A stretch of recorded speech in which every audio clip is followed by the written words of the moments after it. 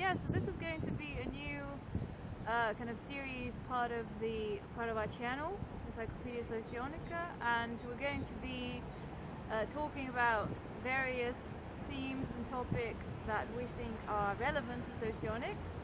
And the first thing we're going to talk about is kind of back to basics. Is going to be Carl Gustav Jung, the Swiss psychologist, the psychiatrist, who, well, you could say came up with the basics of, well, we'll see, that's the thing. We're going to talk about whether it really was a, well, see how much of Jung remained in socionics, yes, remains in socionics, because, what was that quote that you heard, Anna, on some channel? Was it? That socionics is interpretation of Carl Jung, which I think is false. Yes. So the first thing we're going to see what actually is still there in socionics that is kind of has its basis in Jung. But then secondly, we're going to see how socionics kind of diverts from Jung in what ways.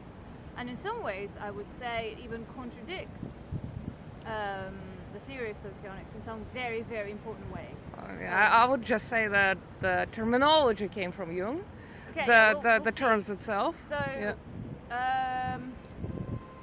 where shall we begin? So, do you want me to read out this quote? Yes, there is a quote that basically shows us what Jung has thought about the possibility of socionics even existing. Yes.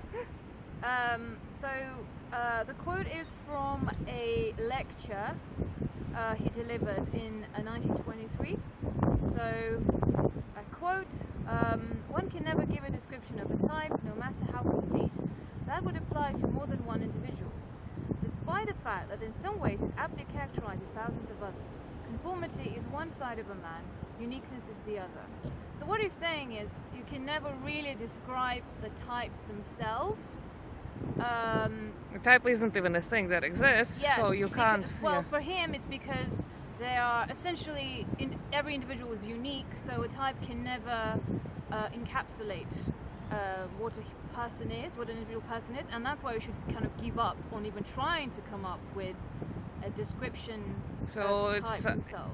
Correct me if I'm wrong, but basically he's saying that it's halfway. The type is not a real thing. Type is just an abstraction that doesn't describe a person, but is handy in order to understand people. It's useful, yeah. So Jung was influenced by pragmatism, so it's philosophical movement at the beginning of the 20th century, so late 19th, beginning of the 20th century, that essentially thought that we should forget about the idea of ultimate truth. Science doesn't have to tell us what is ultimately true. Rather, what's important is that it works, that a theory works. And that's what we should care about. And then, so a thing can work or can be useful, but doesn't necessarily have to be true. For instance, so you can have things like alchemy being useful that are generally regarded as pseudoscientific. So there's this kind of sentiment that we can learn, there's always something to learn from different things, and then things are kind of ranked in terms of how useful they are, as opposed to whether they are, you know, we kind of give up on this idea that that science is supposed to tell us the truth about reality. So it's not understanding, it's just methodology. It's not about understanding, but does it work? How well does it work? And that's pragmatism. So people like William James, you can look him up. I was particularly interested in William James. And he even had a book written just for pragmatism, vital pragmatism. So, yeah, and that's what you read. So in that sense, Jung never created a typology of people. He created a method of dealing with people. Yes. Okay, so shall we now kind of go into Jung himself? Wait, so, tell us more. That's a good start. So Jung didn't really, like Anna said, he didn't really come up with typology. That wasn't the point. The point was, how do we kind of, I mean, he had a bunch of problems to solve. So one problem was that he figured that there's this personal equation. So what does that mean? So personal equation, essentially the subjective factor in science. So every person, and particularly if you're a psychologist, you're going to look at the world through your personal subjective lens, and you're going to see what you want to see, essentially, or you're just going to see what you you're just going to see yourself, essentially. And this is another topic, Jung and postmodernism, and which we're going to talk about some other time, right? Oh yeah, sure. Yes. But yes, so but for Jung, typology is an intermediate stage. It's the first stage where you acknowledge that yes, you have a bias, that I see the world in a particular way, that the way that I see the world is influenced by my personality. But the point is that he doesn't stop there. Like where Socionics, actually that's where it stops. It says, yeah, this is how you see the world, deal with it, and then there is another side of your personality that is complementary to the way that you see the world, and you need to develop that side and become a well-rounded, your truest possible self. You need to develop is a bit of a strong statement. You can develop, you don't have to develop. Socionics doesn't have that should thing. Socionics is descriptive. As opposed to prescriptive. Yes. So it's the beauty of Socionics that it's primarily, purely a descriptive tool, a theory, there are reasons one might think that one wants to develop his own values or his own complementary personality, but there's no necessity in it. Yes, it's not an kind of an instruction guide. So whereas Jung, so for him that was only the very beginning, where you just acknowledge that you have a bias, but then you have to move on from it. And then the thing about, so obviously he has the idea of one-sidedness, but it's completely different. I've had to when I first started reading Jung, I was actually coming from, I had a Socionics bias when I first read Jung, so I thought that for him, the other side of your personality, what he calls the shadow, is complementary. Like in Socionics, you have your dual. I thought that that's what he was talking about. But as I've come, obviously, I've been reading him for, we've been reading Jung for years now, and come to realize that no, it's actually what he means by shadow is actually the complete opposite, not complementary opposite, but the conflicting opposite of your personality. Shall we say? What is shadow exactly? Is shadow something you? Why is it shadow? Why is it so scary? Why is it? Well, that's the thing. It's because in Socionics that would be your, not even your conflicted, but your superego. Superego, yes. But again, it's if you jump there, if you say it's not correct. You can't say in Socionics that is that. Yeah, I know. We can't say that. Yeah. It's more like if you were to. If you use the same aspects, names. Yeah. And put them in Socionic sense, then you will get a superego. But because aspects mean different things, and because Jung doesn't have a model, and because Socionics is basically different theory, it's a wrong. You should jump there. But I think the first conclusion, or the first kind of point that I want to kind of make is that Jung doesn't believe in the idea of dual to begin with. You don't have the idea of complementary. You don't have an idea of, so this is the other thing, kind of related thing. You don't actually have an idea of a unique personality. Yeah. Because. Well, he has some idea of unique personality. If you think about that quote where he says that every person is unique, therefore you can have a type. Yes. But whatever he means by that.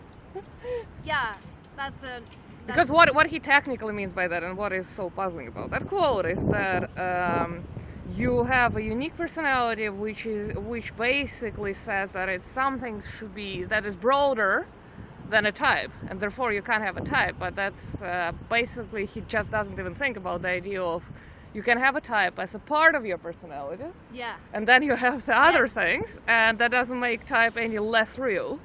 Yes. Okay, so, but before we come to that, if we remember, I hope we remember. Do we? What do we remember? Yes, but I was going to say that, first thing, with Socionics, you have an idea of kind of a unique personality. Well, I mean, you have 16 types. They are 16 types. There are 16 types of personality that have their complementary opposites, and then you get to, you can develop that complementary side and then become your truest self, in at least from a socionics perspective anyway. So whereas for Jung, what actually means is that it's in effect, because the shadow is actually your kind of, it's not your complementary opposite, it's more your kind of essentially your conflicting side. That's why it's a shadow, and that's why it's so scary as well, because does he even make a difference between what is your complementary and what is exactly? So it's basically anything that is different on basic dichotomies. Yeah, maybe. Yeah. So it's like, let's say, if you're intuitive, ethical, then your shadow will be sensory logical. Any sensory logical? Yes, potentially, but there is a sense that shadow is something that you like actively reject. So again, I mean, you can have situations where in socionics sometimes people like, I mean, this is a whole other debate, but like they have developed their wrong functions, so they might think like the idea of that dual is a little weird, but yeah. Which is Jung a separate thing. Yeah, separate thing. But essentially, for Jung, actually, if everyone were to develop their shadow, you would have, everyone would basically be, well, for Jung, everyone at the heart is the same person. Every individual is, everybody is essentially similar at heart.